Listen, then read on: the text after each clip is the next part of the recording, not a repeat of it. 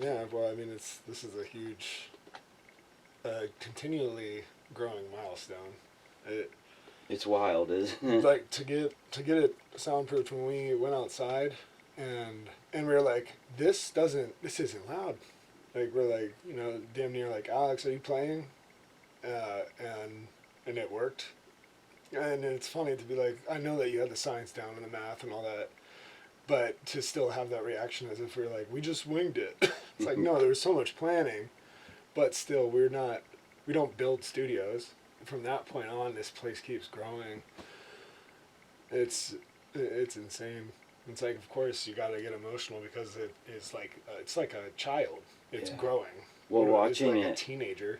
To go all day, and you're just like, I don't know how you keep doing this. It's like, well, if there's a task, especially something that is when someone's passion project or whatever you want to, how it initiated becomes everyone's. You're all like such a team. Like we never laid floors before, but me and Alex were as if we'd done it for like 40 years, just grinding and just being like, we get it done, right? Well, you guys just landed with it. Yeah, we'll figure it out. Okay, that makes sense. How do we start? I showed you how to start and how to end hardwood floor. Yeah. And how to do the cuts, how to use the machines. Yeah. 20 minutes and I left. And when I came home that night, you had like half of the control room done. I see how to do it, so I want to finish the project. And you end up, going overtime or whatever you want to call it. We're just like, we're going to have this done. Right? Well, when you can see the end when you start, yeah. Like there was a ton of framework done when you guys walked in the door. A ton of framework. Whoops. Anytime like you would like lay down like here's like how this works or how this will work or like I would look at it and be like, I trust you. Just say what to do. Yeah. Like just on a very basic level. Be like, what piece and how long, and like so like doing like the paneling around this. Yeah. Just being like, all right, it's this long, and then you're like, okay, but make sure it looks cool. Being like, I got that. I understand. Each piece going back to back. It's not just like there's no. It was nice to have the flexibility of this being like an organic. This should end up as it was what we're taking from. Like this barn that has had 100 years of weather and just sitting there and then repurposing it and being like, well, it's just as random as before, but now the random is doctored by like us being like, look at this one. Yeah. It was just like unique. Dude, like I forgot about that. You guys would pull pieces out, and you were like, oh, I got a plan for that one. Yeah, because you would have like the ridge would go, in a certain way, and almost every time there was another piece that was like, that goes in there. Like they interlocked, like, and it's just all warped, like damaged in the perfect way to mimic this other piece that was on the other side of the building. And it makes it fun. It's like you're doing like a weird collage, and like to see like these pieces around all the old wood, and then to come back like however many years later when it was like this year, because what did we do that in 2013? Well, whenever I came back earlier this year, so 2002, just seeing like it morphing, like this room becoming what it is now. There's still those boards, like I'm looking at them right now, but it's just now it's like there's all this technology. And the Steely Dan setup, whatever, just sitting there being like, geez, I mean, like to me, I'm like, it sounded good and I would have stopped there, but that's not you. You know what I mean? Well, when I went to Nashville and heard the Phantom Focus system, I couldn't rest. Yeah. Dude, I was just like, oh, I want to put this in the lap of the people that are making music up in my world, And that, to be honest with you, that is very gratifying to me. Well, I mean, I wouldn't have known, but you saying that this is the only one in Ohio, now you just, like, made it a hub. It's almost like the same that's sort way. of accidental, and probably will be for a short time. Right. Well, I mean, there's going to be people that come in here and be like, oh, and then go to their respective place and be like, I need to tell you what you need to do to, like, their Ron. Maybe in Cincinnati there's a Ron, or Cleveland there's a Ron, but I mean, it's really cool, like, because Canton, yeah, like on your logo saying, like, sunny Canton, Ohio, it really has become, like, a stop, because people will go from, like, Chicago to, you know, the East Coast, and you would be like, I'm going to Cleveland to play, or I'm going to Cincy, and now, or Columbus. I guess I overlooked that being from there, but now there's Canton, which is a straight shot, and there's like now like a really pro studio, and there's also this like Buzzbin grew, and Oracle looks amazing. You know, it's like Canton has like you should know Canton besides football. Right. You know? Now that everything is being redone and all that, like Canton seems like it's having this kind of like Renaissance type thing. And I mean, it always has been, even like 10 years ago when we did have this music scene, like with Elephant Society and like 40s, and like everyone was crazy about Hey Sandy or La Verite. Like that's when I learned about what it could be, a scene. And that was when I was meeting you and we were hanging out at Mugswigs. Just chain smoking American Spirits, and I don't know if you ever went to the Dover Ballroom. It seems like Elephant Society played in Dover. Yeah, and so right? We would go to those, and Shivs would go to those, and they would do. I mean, my notable memories there, like State Bird, you know, those bands. Wild Boy of Avrion. Yeah. Also, so I was seeing these shows, and I was like, this is insane. That then it translates to, you see those shows, and you're like, there's like power there, and then Elephant Society connecting with you to be like, we're a live loud band when you were just doing stuff in your house, and you're like, I don't know, and it worked, you know, having the drums in your living room. Yeah. And bless Connie for just being like, yep, whatever you got going in the house. Yeah. And then outside the house, and then around the house. And you were juniors when you did that, so that would have been 2010. yeah. And honestly, Reed, I did a acoustic thing with Reed, and he came and saw the house, and he was like, I need to record my rock band here. And I was like, oh dude, let's rent time at a legitimate somewhere. Yeah. Somewhere and sealed. He was like, no, I think this is where we need to record. He wouldn't hear it. And then when I met you guys at Mugswigs, you guys wouldn't hear it either. You're like, it's in an old house, that's our vibe. Yeah. You know. So who was it? Elephant Society. You were in Elephant Society. At a point, towards the end. Yeah. So I was just like one of the gang. I was like tagging around because I was like, I love these boys and this band is dope. And, you know, probably be in the back of my mind being like, eventually I'll just play in the band. You know, sneak in there. It seems like you were connected with Alex some way. Yeah. Well, we became connected. So Dave, the bass player for Elephant Society, that was like my best friend growing up in high school. And we would always play together.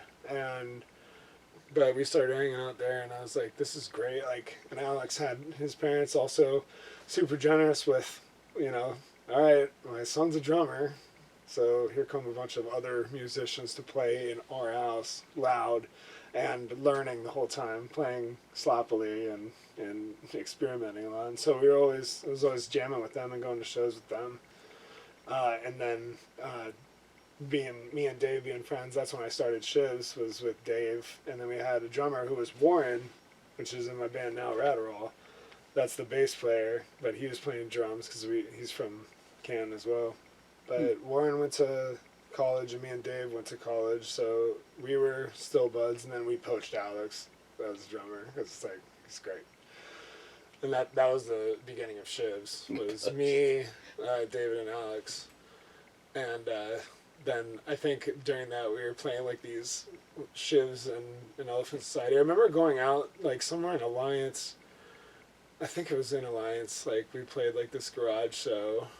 Elephant Society played and Shivs played, and it was, I want to say it was State Bird, maybe it was Astronauts, some iteration of this band that they're still putting out stuff. But yeah, I don't know. Canton becomes incestuous, so everybody just all like would play shows together. Like anytime, like I said, like because Wild Boy of Avrion ended up here too, right? Yeah. To do that EP, that has like such lore. Like that took such a long time to do. Like another album between this EP that I had run ragged in my car. Because that band is still sticks out. I see that as the same way like there's a difference between sitting down every day and just like playing versus trying to force like songs. And when life still exists, you have different focuses. When you get the chance to sit down and because you don't lose music, you just can leave it for a minute. But when you come back to it, you'll make something that is true and valuable instead of trying to force something when your mind's on other things. Shouldn't be an obligation. Anytime it starts to feel like work, it's because you're trying to do something else, you know. You know, then that was when we were moving out here. So Elephant Society was all in the house. Mm-hmm. Shivs were the very first thing. Yeah, that's what I said. We got to build the toy and then be the first kids to play with it. Yeah. Because we were in here, I mean, it was just nuts to be like, all right, you put in the work and now you get the reward.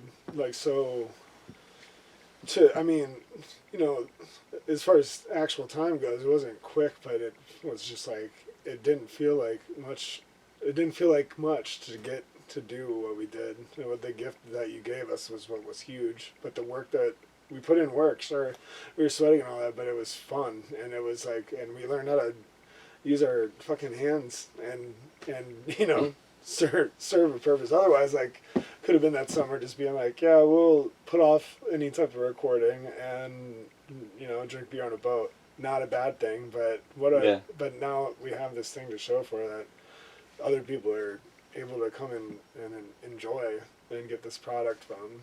That's why I said I love the idea that the Carriage house was built like the original, like 100 years ago. And it was built by, it had to be a group of people of some amount. And it served this purpose, some utility that people used every day. And then 100 years later, not what they would have in mind for all this lumber. Right. But now we're all just the same community. You know, like we'll take a breather and fuck around eating pizza or having a beverage and then come back and get to work. Except our work is maybe more toil on the mind, less physical, now that it's more built. Although people are still constructing things right outside. It's just constant build. It's not there's never gonna be a point where someone there's no one that's gonna come in to the initial live room like the way it was several years ago, and then come back and be like, oh, like why is this room? No one's ever gonna be like, they're gonna come in and be like, what? Like they were like me walking into that room, even when it was more cluttered, you know. Now that it's clean, walking in there and be like, now like higher ceilings and like you got all these like airlock plans and all that. I'm just like, it's insane to hold all that science, but still to have like be like, well, we're still creatives in here and it's very relaxed. There's no, like, when it comes down to the creation process, it's so calm and thoughtful and your focus on comfort. It shows when people come in and out.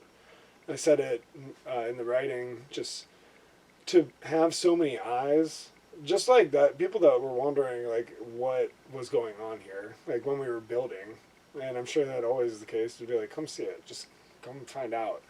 And then you're working on a project, and then, you know, like our friend Ian came through, and Dylan from Colorado, like Chris's friend, was there.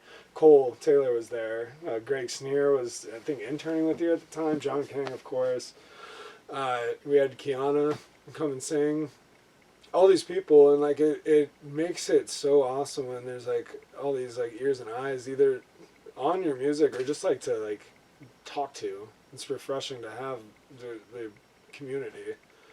Like you come in here and whoever's working on something, like I met whatever kid was in here helping you build a secret door, and he was a cool guy too. It's just always a cool guy, Spencer Martin. Like, and it was just like, oh, I see you're working on the Realgrey. It's like, all right, in passing, just whoever, and we all make music, and it's that's why I was just like, I realize the point of having. You don't want to just isolate what you're doing. Nothing should be really a secret. That's for strangers. And, you know, it's like there's anyone that in this place is related to each other. When you engage in something that is involved in imagination, whether it's like building something or you know, composing music for that long, you keep that like kid, that kind of spirit, and just your body just gets older. You know, like we literally, like you said, the playground. We are at a playground. This is playing. It's fun to come here. And so that same kind of like unlocking that joy every once in a while. Like when Christmas happens and you're like 6, that's very exciting. Like to not be able to sleep or whatever. Like you don't have that as an adult with as much things, but then you find out that this is like a place like that. And so when we all get in the same room, yeah, we become pretty much the same kid. We're all just being like, even recording like some silly like experimental noise just to put on top of something that we really thought about, but then we had like a timpano in here. And we're like, whoa, oh, you know what I mean? Like with a cymbal on top of it. Yeah, we are doing it wrong and on purpose. Right. And it's because who cares? We're like, or I remember me and Alex walking around with tambourines. You had those directional mics, or no, they were set up like right in the middle of the window, that window, and then me and Alex were walking around with anything that rattles, walking around the whole room, shaking them just for like whatever noise bullshit we were doing, but that kind of stuff. It's just like, you know, I bet like Connie could walk in and be like, what in the fuck are you guys doing? but it's like, well, we don't really know either, and that's fun. It builds wonder, you know, like having like anyone come in and be like, what would you do? And then they can try it. And it's like, it's almost like dares on a playground. I don't know how to put that. You just are like, Good. I'm going to climb the highest on this jungle gym, Right. or look at how you can use this jungle gym. And that's the awesome part, is meeting people that have great ideas with the jungle gym that you might get hurt on or you might laugh about. Yes. But it's wide open. And so that's where like we all get wiped clean as far as like outside stuff, or like who we have to be working or being angry at traffic or whatever. We just are here and be like, nice. Just listen to that, nice. Put your nose right in the middle of these speakers, nice. And it's just like pleasant, like meditative. And it's a playground. There's nothing else but just hanging out together, making songs. Whatever project that is, which now there's tons of projects in here. It's crazy. You know, you don't ever stop meeting people. Right. Just in general. Like, and there's different types of genius that, I mean, you're never going to know everything. And if you do know everything, you're a dick. But you can't be that person. It's just like, but it's just awesome to be like, I have this sage wisdom of how this vibe is, and then you can go somewhere else, and then there's like these different, I don't know, even if it comes down to technicalities of like microphone placement theories or types of, like, I don't know, like we learned about the PZM mic in Pittsburgh at Tree Lady Studios, and we were working with Madeline Campbell. That was for the first show's record. We were like, listen to that, what if you put it close? And you know, this thing is like a boundary microphone that should be used on a desk for meetings to record that, not us in this room playing as loud as we can. But just like stuff like that, and then you've got like you're doing like the measurements on Alex's kit, more mic to the gills, like. But then you can go somewhere and they're like, well, we're gonna put a microphone underneath the snare and one on top of the whole drum kit, and that works too. It's just like you get to have fun with different people, so it's like, well, there's no one's competing. No one should be competing. And it's good to feel like, all right, come here, and yeah, it can be a refreshing place too.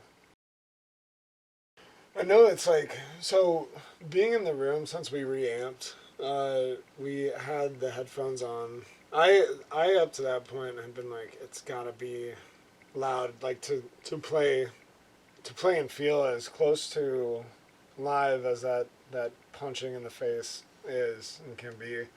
But I know you need like the clarity of drums without bleed. You need clarity of everything, or you don't need it, but it's a good idea if you're playing loud. So to be able to check yourself on how many of the notes are you playing accurately. Uh, you want you want a perfect take, but you don't want to lose feel. Well, all right, so you're in a room together with these isolated sounds. You're not. It doesn't sound the same. Like, and that used to throw me off, but to still vibe off each other and be like, all right, you got to get the notes down. And then we weren't playing to a click, and we were smacked out on Dunkin' Donuts.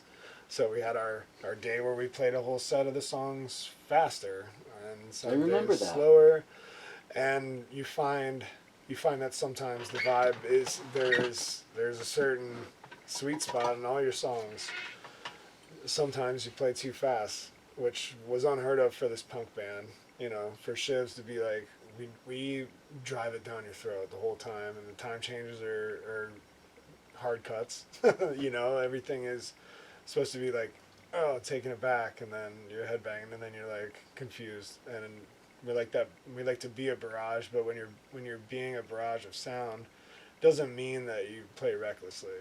So once we started to hear back, there was the Dunkin' Donuts day, or here's like, all right, maybe we had a few more beers that day, that kind of thing. You start to hone in on where is the song, where does it thrive. So that was something just to be playing note for note more than I ever have. Because it's not necessarily that it was sloppy, it was just like you need to focus a little more when it's in the studio, instead of being like, that sounds like the song. Is it the song though? Or is it just that day? It's right. And there's nothing wrong with that. Yeah, and I don't see anything wrong with it. It's the having the thought, like, is it exactly what you want? And then if you answer no, is that just because it's new? Like you become open to like, oh, we played that song faster and that's okay, or you know, those kinds of things, because you do end up feeling something different. You're like, I've never heard it at that pace, and it's like the slightest change. Or like I think we kept several sour notes in there that were like, funny how you hit the wrong thing correctly.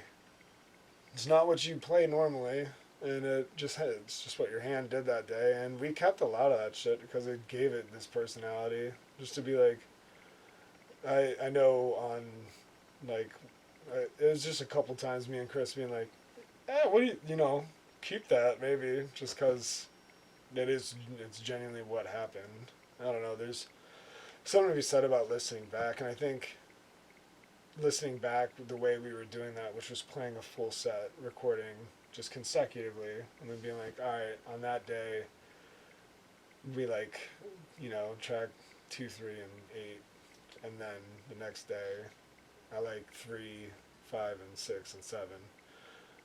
You to actually study your own songs. And you did them in a line. I remember John recorded them in a linear fashion. Well, you had to, because you weren't to a time reference. Yeah, and we did, and it was nice to be like, it proves to you your track listing, your track order. You know, like, does this bang as a set? Because in reality, the album, I never really thought about it that hard, and especially recently with Radderall being like a more of a sit in your living room and listen type project. The track listing means so much, and the flow of things. So being able to play a set of your album, or your whatever your project is, the collection of songs from first to last, it should be a set. It should be live. Like you wouldn't play an intermission track first or second for that, you know. Warren had a great analogy. It's like, it's obvious because this is always used in everything, but in baseball, you have like your leadoff hitter, another guy to move that leadoff hitter, then like a hitter, and then the dude that could potentially hit a grand slam. 1, 2, 3, 4. Those should be bangers. You know, just come out hot and then give them a little air to breathe on your fifth batter, and then bring it home. You know, now that you've got a couple runs scored, you have let the listener be invested in the team, you know. Be like, all right, so then all these, here come the thoughtful songs, and that's the usual order of things, but Sure. but it matters. And like if the flow of your set isn't there, or if you feel something's off, switch that shit around, change the order of some things, and we did at a point, you know, move a couple things around, because you always have your preliminary. I think everyone might have an opener and a closer in mind when they're starting a collection of songs, so that's usually easy. But like the number 2 spot is always interesting. I found that you can end up taking something that you think is a back half song and put it right after your first song, and it shows. For me, it always shows like, look at what we are capable of. You're gonna hear more of what you came for, but here's, I don't know. I rambled there, but like it's the order of the songs and the actual, like you can really focus on vibe. Study your song. Study your own song. That was John's niche, sequencing, the order of songs. And that's why I'm so glad he was still deeply connected to the studio. I mean, he still is. He still does projects. But, you know, he's running a coffee shop and is a dad. And all those things. Well, I mean, he's still performing Shame Chamber. Yeah, that. And now that I don't know if this is the first time that he's had a full band to like perform live, but it's coming soon. And Zach, Radroll Zach, and him hung out. I think they were at Coda for his show. He's playing solo this past week, I think. And I'm like, well, as soon as you get ready, or like when you got time, we need to book a couple shows together. Oh, dude. That would be epic. John King is something else, man. He is. He's got. Dude was so helpful. One of my favorite like tiny memories of him was when I started doing vocal takes, and again, just in the big room, you know, it's unfinished and all that. Got one microphone, just standing there looking up into the window, and I had sang like maybe like 2 takes of whatever we started with, and then John King was like, "All right, so it's like it's a little pitchy," and I'm like, "Yep, we're good." And he's like, "Oh, great." You know, it was just like, you know, that's like the looseness of it too.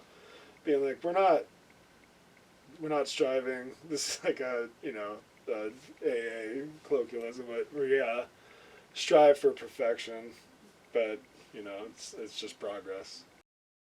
That's the thing, like, no one, when you're saying building a studio, it's like with no previous studios that have been built, you know, no one's expecting this.